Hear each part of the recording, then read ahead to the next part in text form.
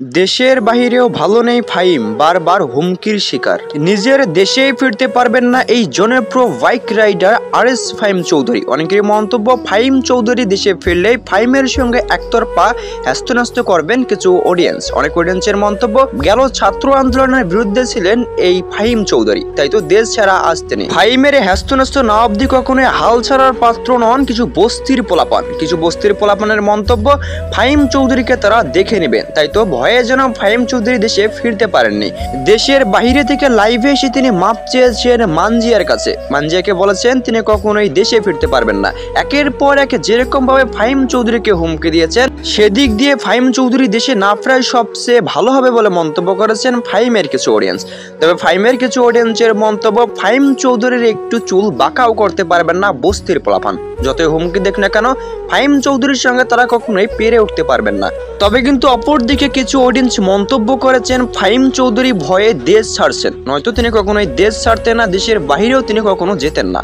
অনেকেরই মন্তব্য ঠিক এরকমটা থাকলেও আবার অনেকেই এরকমটাও মন্তব্য করেছেন, ফাহিম চৌধুরী কেনই বা দেশ ছাড়লেন, ঘোড়ার নাম করে তিনি দেশ থেকে পালিয়েছেন বলে মন্তব্য করেছেন কিছু অডিয়েন্স।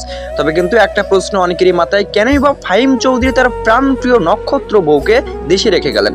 মানজিয়াকে ছাড়া যে মানুষটি অচল ছিল, সেই মানুষটি কিভাবে মানজিয়াকে ছেড়ে দেশের বাইরে গিয়ে থাকতেছেন? তবে কিন্তু একটা বিষয় নিশ্চিত করেছেন ফাহিমের কিছু অডিয়েন্স, যে ফাহিম চৌধুরী কখনো দেশ ছাড়েননি, তিনি দেশের বাইরে গিয়েছেন শুধুমাত্র ঘুরতে। তিনি সবসময় ঘুরতে পছন্দ করেন বলেই মন্তব্য করেন আরএস ফাহিমের কিছু অডিয়েন্স। তবে কিন্তু একটা বিষয় স্পষ্ট করেছেন আরএস ফাহিমের কিছু অডিয়েন্স, আরএস ফাহিমকে নিয়ে গিয়েছেন জনপ্রিয়তার শীর্ষে। যত যাই বলুক না কেন, আরএস ফাহিমকে জনপ্রিয়তার শীর্ষ থেকে কখনোই নামাতে পারবেন না বস্তির পোলাপান। তবে কিন্তু বারবার হুমকির শিকার হয়েছেন এই আরএস ফাহিম দেশে ফিরলে আরএস ফাহিমের সঙ্গে হ্যাস্তন্যস্ত করবেন কিছু বস্তির পোলাপান। এ নিয়ে দুশ্চিন্তায় রয়েছেন আরএস ফাহিমের কিছু অডিয়েন্স। তবে আজকে দেখতে চাই আরএস ফাহিমের অডিয়েন্সের জোর কতটুকু। আপনারা যারা আরএস ফাহিমের অডিয়েন্স, তারা অবশ্যই কমেন্ট করবেন এবং আপনারা শেয়ার করে প্রত্যেকটি মানুষকে দেখার সুযোগ করে দেবেন। তবে কিন্তু এমনটাও গুঞ্জন শোনা গিয়েছে, এই জনপ্রিয় বাইক রাইডার আরএস ফাহিম নাকি ছাত্রদের বিরুদ্ধে ছিলেন। অনেকেরই মন্তব্য, তিনি ছিলেন আওয়ামী লীগ। যদিও বা ভিডিওটিতে বলা ভুল হচ্ছে, তবুও কিন্তু বলতেই হচ্ছে।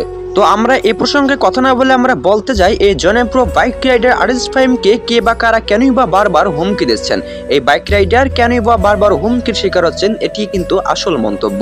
অনেকেরই মন্তব্য, বাইক রাইডারের জনপ্রিয়তা কেউ সহ্য করতে পারেন না, তাই তো আরএস ফাহিমকে এবার দেশে ফিরলেই হ্যাস্তন্যস্ত করবেন অনেক অডিয়েন্স।